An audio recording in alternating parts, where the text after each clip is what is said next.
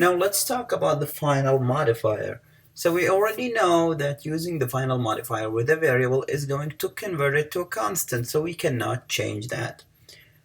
It's kind of similar when you use it with classes and methods, but it's just a little bit different.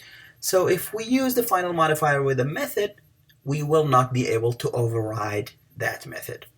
If we use it with a class, we will not allow inheritance, so this class cannot be subclassed. So let's go back to the example that we just did. Now if you recall, in car I'm overriding info.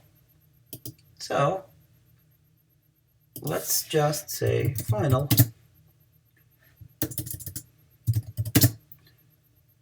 and save this.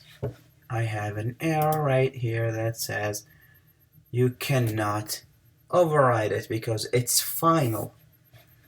So if you want a method implementation to be the same for all subclasses, you don't want to allow overriding that method, then you make it a final method. Now let me just take this out and then save this. Now the error is gone. Now what about this final class? If I save this, I have an error in electric car. Why do I have an error in electric car? Because it's trying to extend car.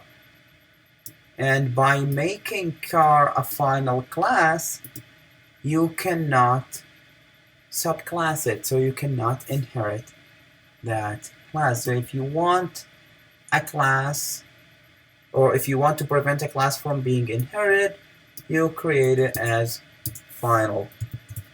And again, the one we already know is that if we create something as final, then we should not be able to change it.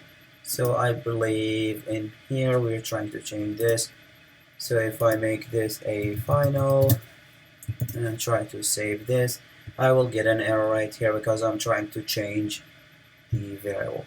So it's kind of the same in the sense that you are preventing any change, except if it's a class, then you're preventing inheritance, and we can look at it like you're trying to change something in the class when you inherit it. And this is the uses of the keyword final or the final modifier. A quick recap: if you use it with a variable, it's going to convert it to a constant, so the value cannot be changed. If you use it with a method, it's going to prevent any class from overriding that method.